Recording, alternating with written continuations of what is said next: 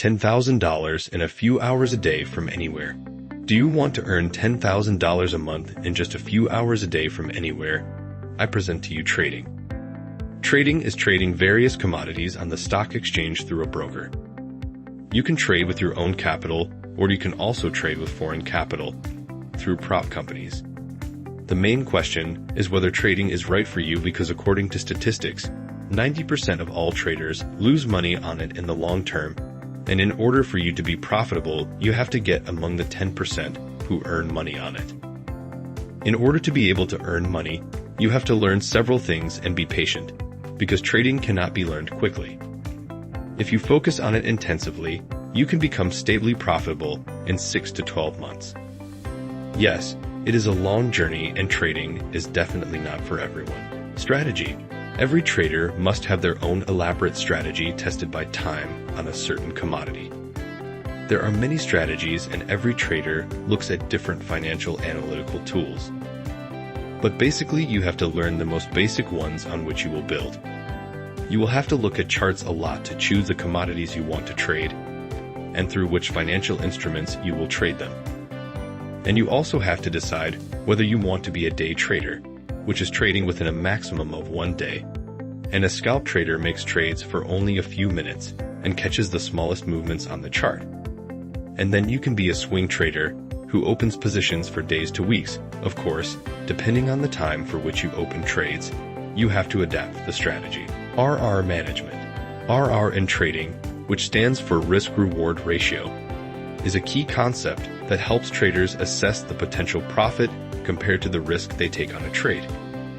This ratio is usually expressed as two numbers, such as 1 to 2, which means that a trader is willing to risk 1 unit, egg $1, in order to gain 2 units, egg $2.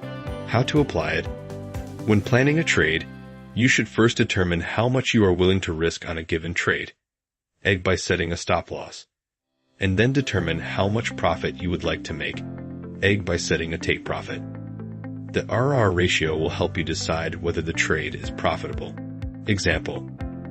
Imagine you are trading stocks and decide to buy a stock for $100.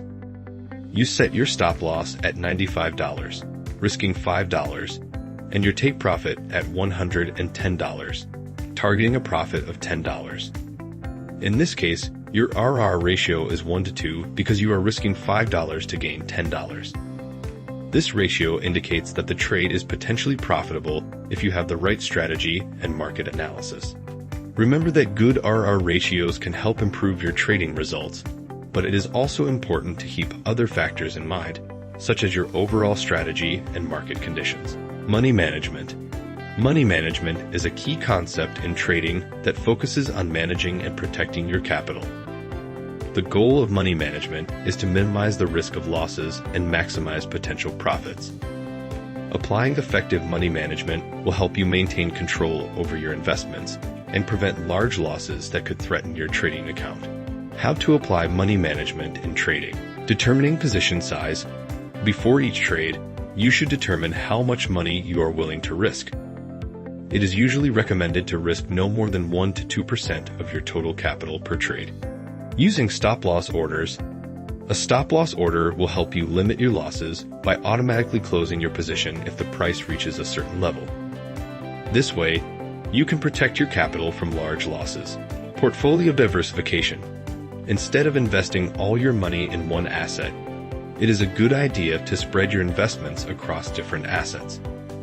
This will reduce the risk that losses in one asset will significantly affect your total capital. Example. Imagine that you have a trading account with capital of $10,000. You decide to risk 1% of your capital per trade, which means that the maximum loss you can afford is $100. If you plan to open a position on a stock that is trading at $500 per share, you can afford to buy 0.2 shares, which is not possible, so you would have to adjust the position size. If you decided to invest in 1 share and set a stop loss at $450, your loss would be $50, which is within your risk profile. This way, you can effectively manage your money and protect your capital, which is essential for long-term trading success. Backtesting. Backtesting is a process used in trading to test trading strategies against historical data. The goal is to see how a given strategy would have performed in the past, which can provide valuable information about its potential performance in the future. How does backtesting work? A trader takes their strategy, which may include various indicators, rules for entering and exiting trades, and applies it to historical price data.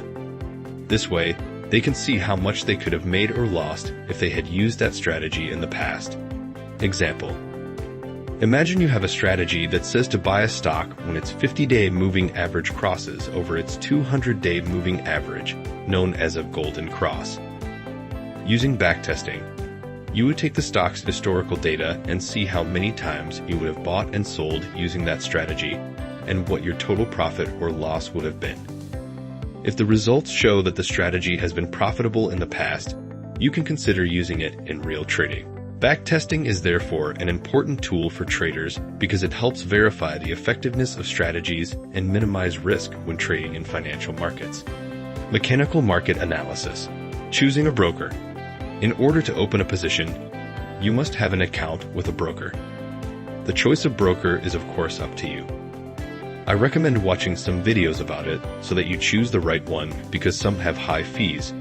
Some brokers are not suitable for trading, but rather for investing. I recommend some large brokers that have been on the stock exchange for a long time. Trend lines. The basics include being able to mark the most important points on the chart using trend lines. Correctly marking trend lines will show you where the chart is moving, whether it is rising, falling, or consolidating. That is, moving sideways. This also applies to a very important rule that you should remember very well.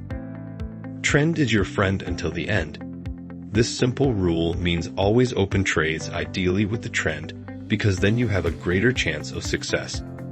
And this is very important in trading because this is all about a game of probability and we are trying to get probability on our side. Support and resistance. These lines are a bit like trend lines. They are meant to mark very strong points that we can use to guide our trading. Strong support and resistance in trading is like an imaginary psychological wall. Moving averages. 50-day and 200-day moving averages are technical indicators used in trading to analyze market trends. 50-day moving average. This average is calculated as the average of prices over the past 50 days. It is often used to identify shorter-term trends and can signal changes in the market. 200-day moving average. This average is calculated as the average of prices over the past 200 days. It is considered a longer-term indicator and helps identify the main trend in the market. Uses crossover. When the 50-day moving average crosses above the 200-day moving average, a golden cross, it may signal a bullish trend. Conversely, when the 50-day moving average falls below the 200-day moving average, a death cross, it may indicate a bearish trend. Support and resistance. Moving averages can also act as support and resistance levels where prices can react. Candles and patterns. Candlesticks and patterns in trading are visual tools that help traders analyze price movements in the markets and predict future trends. Candlesticks. What it is. A candlestick chart displays the price of an asset over a period of time. In 1 minute, 1 hour, 1 day. Each candle has 4 key values: the open price, the close price, the high price, and the low price. Body and wick. The body of a candle shows the difference between the open and close prices, while the wicks show the high and low prices during that period. Patterns. Bullish and bearish patterns. Certain candlestick patterns can indicate whether the market is likely to move up, bullish, or down, bearish. For example, hammer indicates a potential upward reversal if it occurs after a bearish trend. Shooting star can signal a downward trend reversal after a bullish trend. Other patterns.